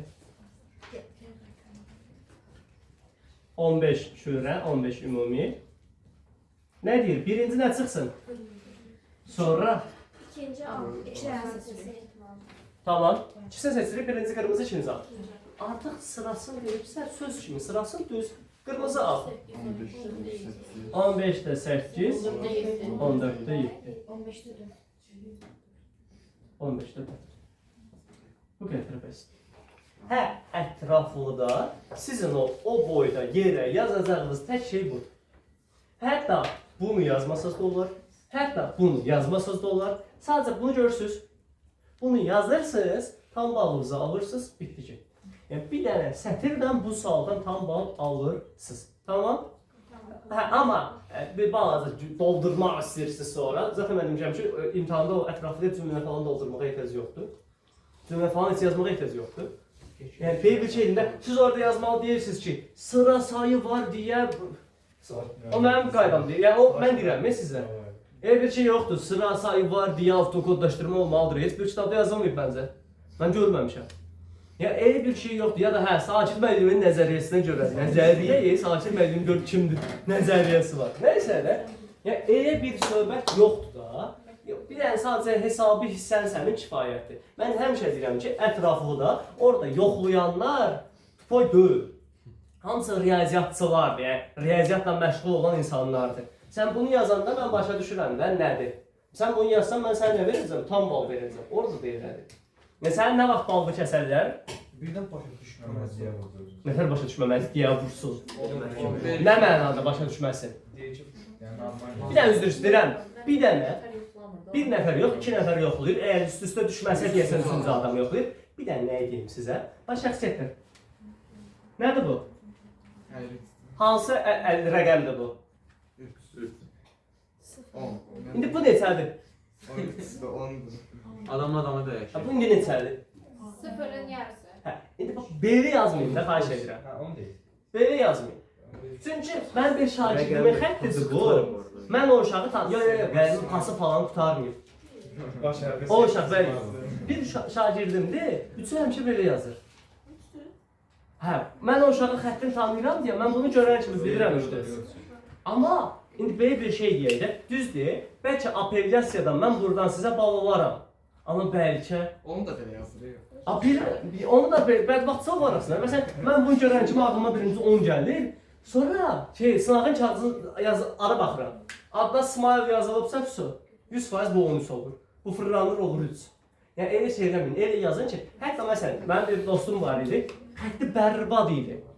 Azadlıq başa düşülürsə kifayətdir də, yəni belə bir şey deyim, kağıza baxanda nəsə başa düşürsənsə kifayətdir. Amma yox da sən burada da bir insaf da yaxşı şeydir. Bu hansı ədəddir? Bax məsələn, belə baxırsan, 10 deyirsən, 10 deyirsən. 10 deyirsən, 3 bunu 3 deyən nə halaldır. O demək olar cəhənnəm deyil. 3 yoxsa. Eləməyin. Xahiş edirəm. Xəttimiz heç olmuyor. Biraz ilan qurbağadan fərqlənsin. Yox, yaxşı qurbağaya oxşuyur belə. Qurbağa yazır. Qurbağa yazır. Deməli, 26.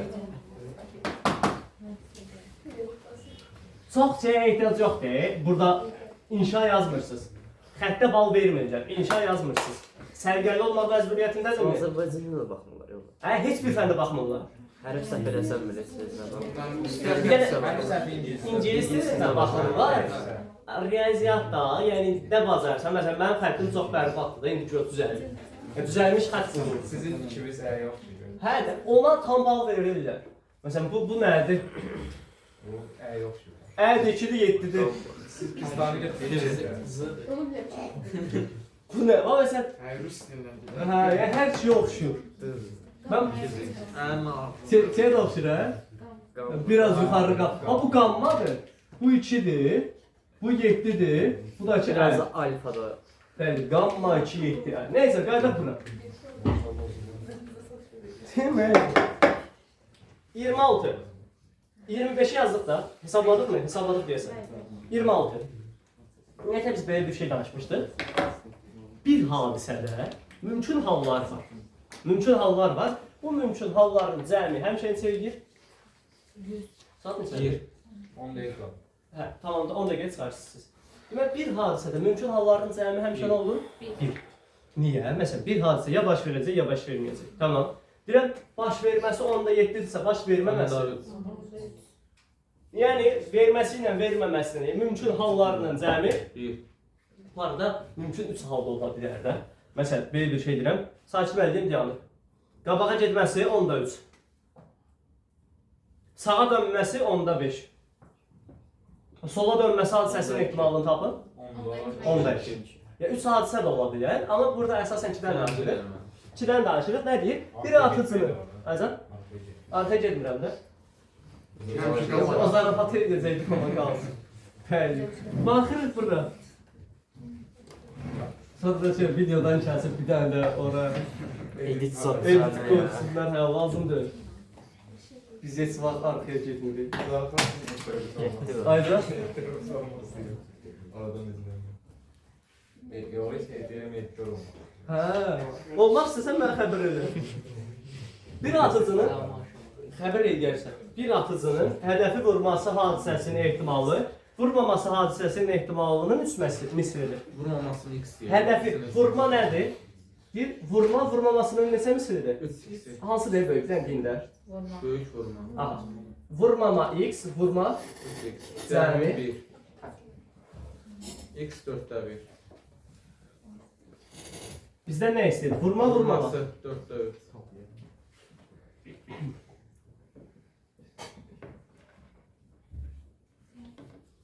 Aydındır. Problem yoxdur. Sabahat Məhmədli. 27. Yenə asan sual. Təsadüfi Faktorə ol. baxacağıq. Aycan? Faktorə baxacağıq. İnşallah. Bundan sonra bir saatimiz qalır da.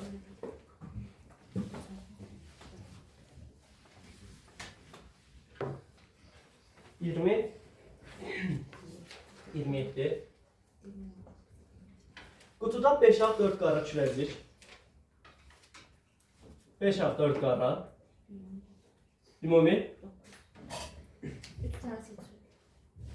5 ağ 4 qara 9 ümumi çürəzik var. Təsadüfi olaraq çıxarılan 3 çürəcikdən ən az ikisinin qara rəngi Ən az ikisinin qarasısa, Aha. ya ikisi qara bir ağ, ya da üçü də ağ. Üçü də qara. Bəli.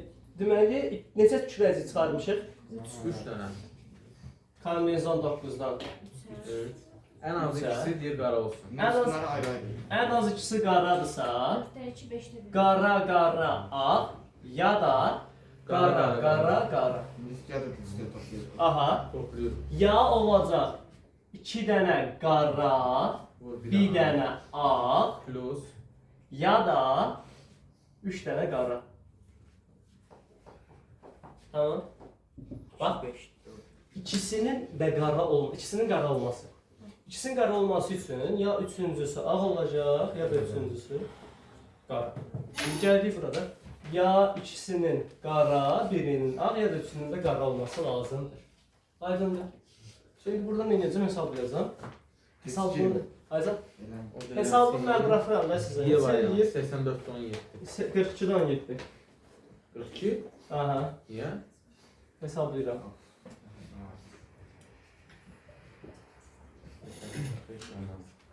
4 vur, 3 vur, 1 vur, 2.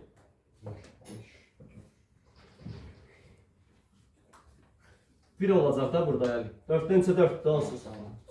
Düz mü yazdım? Düz yazdım. Bəli. 34. Bəli. Orada 84. O da elə edir. 42-də 17 edir. Mən nə dedim? Bir 84 34. Kim dedi? Mən. Bana bax ha. 42-dən 17. Başa düşdün mü? Bəli. Möhtəşəm. Editor bunun üçün lazımdır. Lan məsələn o hissəsini var kimi təzədən göstərsin. Ay niyə olmaz? Ama kamyonun qolu sizin yazılır. Aycan. Kamyonun iç harfi. Bax, 4 dənə qaraydı, 5 dənə ağ. Ya 2 dənə qara, bir ağ olmalıdır, ya 3 dənə qara olmalıdır. Niyə? Deyir ki, ən az ikisi qara olsun. Ən az ikisi qaradırsa, ya ikisi qara, bir ağ, ya da üçü də qara. 2 qara, bir ağ, ya da 4-dən 3 dənə qara. Bunları da bir topladık. Möhtəşəm.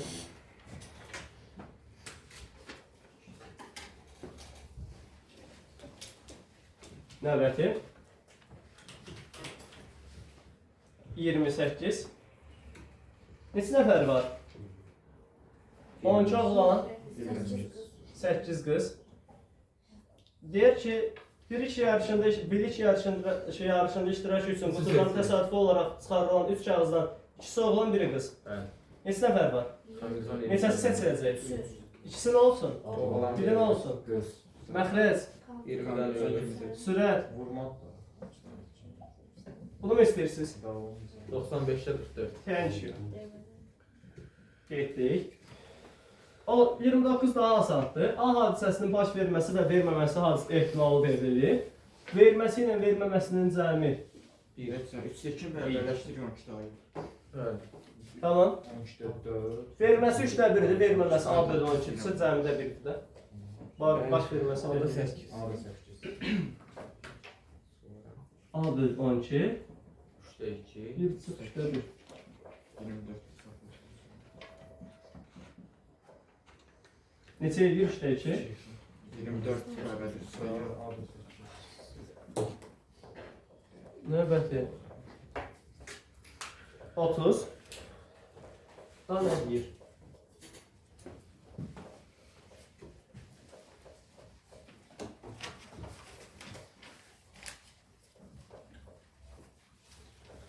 Qutuya üzərində ABC, hə bu şeydir, buraxılışın sualı. 16 dənə olan, bəli, o sual. Qutuya üzərində, Aycan, bəli. Bu dəfə zaten orada da şəkildə 16 dənə hərfi vermişdir. Onlar da çək. Aha, A, 4 dənə A, 5 dənə B, 3 dənə də C. ümumi 12, bəli. Nə düzəldirik? Baca. Altı koddaşdırma. Qaytarılmadan. Bəli, bəli. İki o söz demişsə deməli Hələ qaytarılır. qaytarılmır. 12'də 5. Baca B 12'də 5. Vur 11'də 11'də 4. Qaldı 4'ü. Qaldı 11'i. 11'də 4. Vur 11'də Qaldı 3'ü. Qaldı 10'u. 14. 10'da 3. Qaldı 2'si. Qaldı 9'u. 9'da 3. 3 üst 9'u apardı. 5 10'u apardı. 2 elədi. 2 4'ü apardı. 66'da 1. 2 elədi. 12 də bunu apardı. Cavab 66'da. 1. 66. Aydındır.